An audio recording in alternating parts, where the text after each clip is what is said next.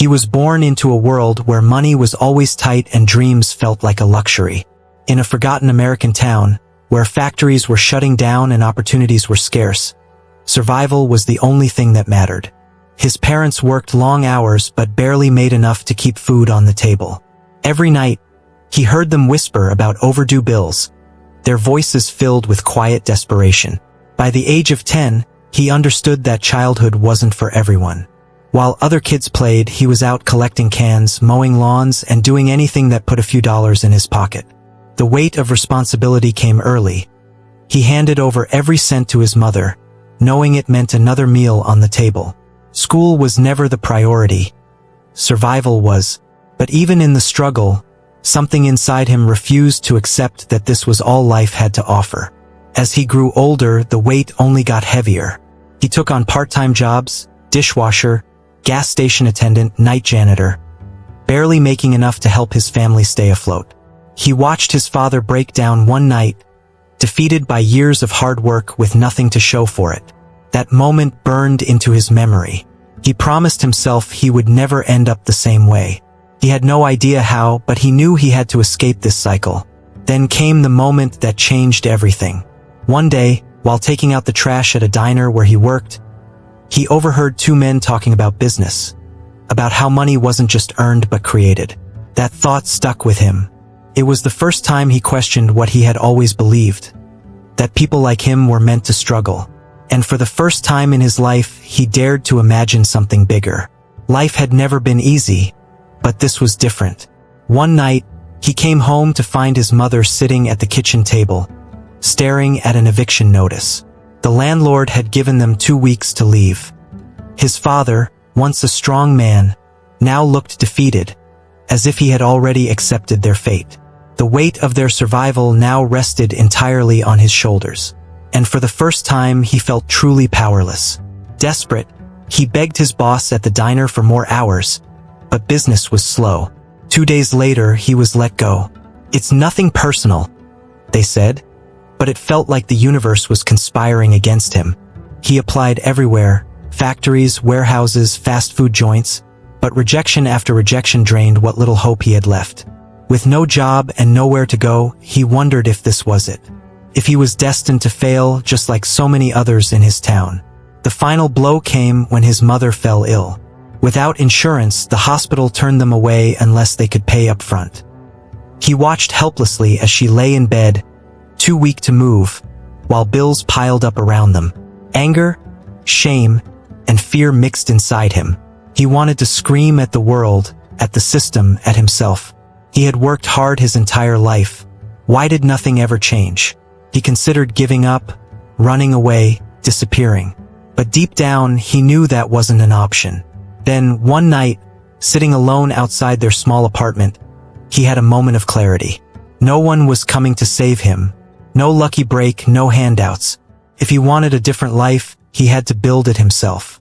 He didn't know where to start, but one thing was clear: this was his breaking point. And from this moment forward, he would never allow himself to feel this powerless again. The days blurred together. Rejections, unpaid bills, and the suffocating weight of failure. One evening, while wandering aimlessly, he stepped into a quiet bookstore, not because he planned to buy anything, but because it was warm. As he browsed, a book caught his eye, a worn-out copy of Think and Grow Rich. He had never cared much for reading, but something about the title pulled him in. Flipping through the pages, he found stories of ordinary people who had changed their lives, not through luck, but by shifting how they thought. For the first time, he saw money differently, not as something only the rich controlled, but as a tool anyone could learn to master. The book talked about belief, persistence, and most importantly, finding opportunities where others saw obstacles. That idea lingered in his mind. What if he had been looking at life all wrong? What if struggle wasn't a dead end, but a lesson? He couldn't afford the book, but he sat in the back of the store, reading until the owner politely asked him to leave. That night, lying on a thin mattress in their nearly empty apartment, his mind raced with new possibilities. A few days later, while working a temporary gig moving furniture, he overheard two businessmen talking. One mentioned how small Everyday problems were billion-dollar opportunities for those who dared to solve them. That sentence hit him like lightning. He had spent his whole life focused on surviving, never stopping to see the problems around him as opportunities. He thought about the struggles in his own community, the lack of good jobs, the financial stress, the way people felt stuck. Could there be a way to turn these problems into something bigger? The idea wasn't clear yet, but something had changed in him. He began consuming every free resource he could find: library books, online articles, even late-night radio shows about business. He started writing down ideas, analyzing what successful people did differently. He still had no money, no experience, and no connections. But now, for the first time in his life, he had something more powerful than all of that. A vision. With a head full of ideas but empty pockets, he knew he had to start small. He noticed a problem in his town. Local businesses struggled with advertising, relying only on word of mouth. So, he came up with a simple solution: affordable flyers and posters. He borrowed an old printer, designed basic ads, and went door to door offering his service. Some business owners listened, others slammed the door. After a full week of pitching, he had made only a few dollars, barely enough for a meal. But quitting wasn't an option. Determined, he reinvested every cent, improving his designs and learning how to sell better. His persistence paid off. He landed a few steady clients and, for the first time, felt like he was onto something. But then, his first major failure hit. A customer who promised a big order vanished without paying. Worse, his printer broke, leaving him without the only tool he had. With no savings and no backup plan, it felt like the universe was testing him again. His friends laughed, saying he should just get a real job.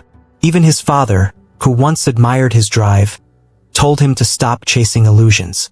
The doubt crept in. Maybe they were right. Maybe people like him weren't meant to succeed. But then, he remembered the lessons from the books he had been reading. Every successful person had failed before they won. Instead of giving up, he doubled down. He found a way to print at the local library, cut costs, and even experimented with digital ads. He worked long nights, often skipping meals to reinvest in his small hustle. It wasn't glamorous, it wasn't easy, but it was his. Then came the ultimate betrayal. A friend he trusted took his idea, undercut his prices, and stole his biggest client. It was a gut punch. He felt foolish for believing loyalty mattered in business. For a moment, he wanted to walk away from it all. But deep inside, something told him this was just another test. He wasn't just learning business, he was learning resilience. And that lesson would prove to be more valuable than any dollar he had lost. Sitting alone in his tiny apartment, he stared at the few dollars left in his pocket. His business was barely surviving. His debts were piling up, and betrayal had left him questioning everything. The easy choice was to quit, find a stable job, accept his fate, and stop chasing a dream that seemed impossible. But deep down, something in him refused to let go. He had fought too hard to stop now. He had one last chance, but it meant taking a risk he wasn't sure he could afford. He had been studying online marketing, noticing how small businesses were struggling to transition to the digital world. That was the future, and he knew it. With no money for ads, he made a bold move. He spent his last few dollars on an online course, teaching himself everything he could about digital marketing. Then, he crafted a pitch offering to run ads for small businesses with zero upfront cost. He would only get paid if they saw results. It was a gamble. If it worked, he could turn his business around. If it failed, he would have nothing left. The first few businesses turned him down, skeptical of someone with no formal experience. But then, a struggling local store owner, desperate for customers, decided to take a chance on him. He worked day and night, fine-tuning the campaign, analyzing data, and testing different strategies. Within weeks, the store saw a surge in sales. For the first time, his skills were making a real impact. The owner was thrilled, paid him generously, and referred him to others. The floodgates had opened. This was it, the moment that defined everything. He had risked it all and won.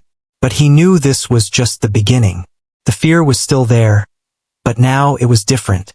It wasn't the fear of failure, it was the fear of not pushing harder.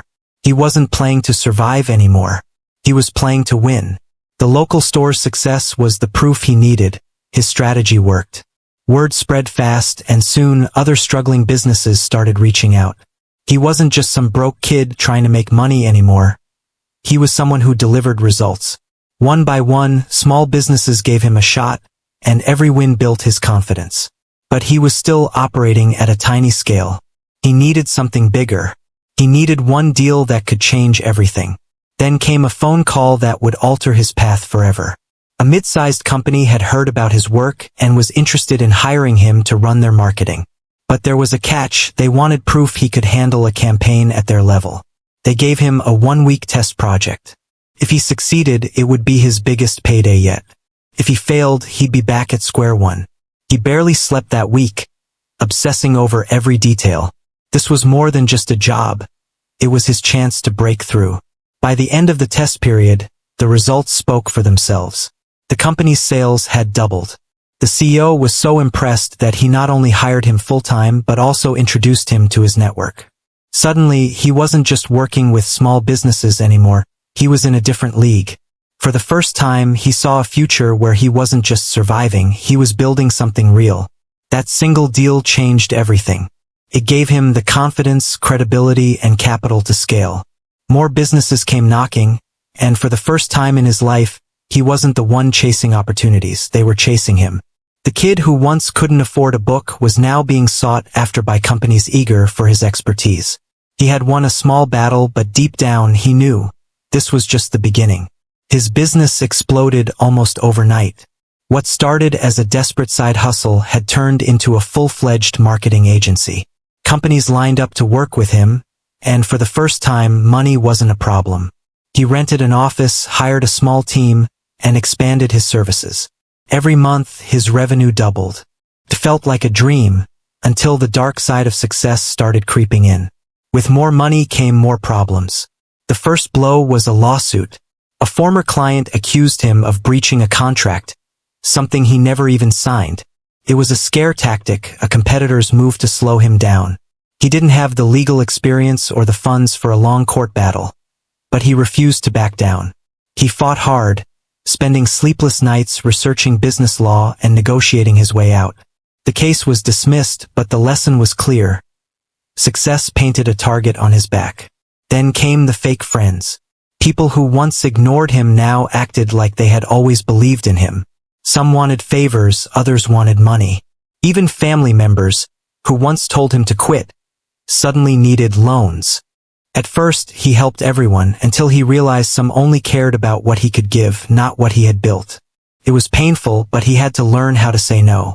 He wasn't just making money now, he was learning how to protect it. But the biggest challenge was the competition. Established agencies saw him as a threat and started copying his strategies, undercutting his prices, and spreading false rumors to ruin his reputation. For a moment, he wondered if they would succeed. But then he remembered, he had built this business from nothing. He had faced worse before. Instead of playing defense, he doubled down, innovating faster, delivering better results, and proving that no one could outwork him. Success had made him confident, maybe too confident. With rapid growth, he decided to expand aggressively, investing in bigger offices, hiring more people, and taking on riskier clients. At first, it seemed like the right move. But then the economy shifted. A major client, one that made up almost 40% of his revenue, suddenly pulled out, citing financial issues. Overnight, his cash flow collapsed. Bills stacked up, employees panicked, and for the first time in years, he felt the familiar grip of fear. Desperate to save the company, he reached out to an old friend who had once offered to invest. The deal seemed perfect, fast money to stay afloat. But he didn't see the trap.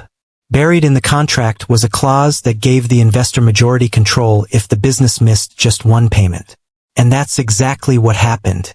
Within months, his partner staged a takeover, forcing him out of his own company. Everything he built was slipping away. Alone in his apartment, the same one he had once struggled to afford, he felt like he was right back where he started. Maybe this was it. Maybe everyone was right. Success wasn't for people like him. He had risked everything, fought harder than most, and yet here he was on the verge of losing it all. The thought of walking away crossed his mind more than once. But then, something clicked. He had survived worse. He had built this business from the ground up once. Why couldn't he do it again? Instead of accepting defeat, he made a bold decision. He would rebuild. Not from scratch, but smarter, stronger. He still had his skills, his connections, and most importantly, his resilience. This wasn't the end. This was just another test. And if there was one thing he had learned over the years, it was this. The people who win aren't the ones who never fall. They're the ones who refuse to stay down. Sitting in his tiny apartment, he knew he couldn't rely on luck. He had to be strategic. Instead of chasing investors or begging for second chances, he focused on what he did best. Solving problems. He analyzed his past mistakes, realizing he had been too dependent on a few big clients. This time, he would build something unshakable, a model that didn't rely on any single customer or investor. He needed to work smarter, not just harder. Then came the breakthrough. A former client, impressed by his past work, reached out with an opportunity.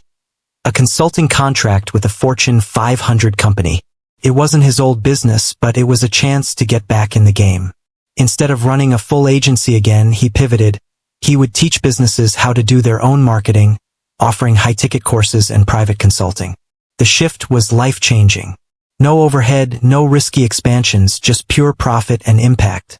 As his reputation grew, so did his reach. Big companies wanted his expertise, not just his services. He launched an online program teaching small businesses how to scale, and within months it exploded. Revenue poured in faster than ever before. What once took years to build, he rebuilt in a fraction of the time. The irony? Losing everything had forced him to create something even bigger. Looking back, he realized his greatest mistake wasn't the failed business, it was thinking too small. He had been playing defense, trying to hold on to what he had. Now he was thinking like a true CEO. He wasn't just surviving anymore, he was leading an industry. And this time, he wouldn't let anything take it away. Years ago, he was just another struggling kid in a small town, barely making ends meet. Now, he stood in the boardroom of his billion-dollar company, looking out over a skyline he once thought he'd never belong to. The journey had been brutal, failures, betrayals, near collapse. But through it all, one thing kept him going, he never gave up. He had learned that success isn't about avoiding failure. It's about refusing to let failure define you. His story wasn't about luck. It was about resilience. He had taken risks, but they were calculated. He had trusted people, but he had also learned to protect himself. And most importantly, he had never let fear dictate his choices. Every setback had taught him something valuable, how to adapt, how to pivot, and how to see opportunity where others saw obstacles. That mindset had turned a broke hustler into a billionaire CEO. Now, as he led a company that employed thousands, his mission had evolved. It wasn't just about making money anymore, it was about impact. He mentored young entrepreneurs, invested in small businesses, and shared the lessons he had learned. Because he knew that somewhere out there, another broke kid was sitting in a tiny apartment, thinking about giving up. And maybe, just maybe, his story could be the spark that kept them going. So, what's stopping you? Everyone dreams of success, but few are willing to push through the failures, the doubt, and the fear. If his journey proves anything, it's this. You don't need to be born rich, have connections, or be a genius. You just need the guts to keep going when everyone else quits. Do you believe resilience is the key to success? Let me know in the comments. And if you found this story inspiring, don't forget to like, subscribe, and share. It might just change someone's life.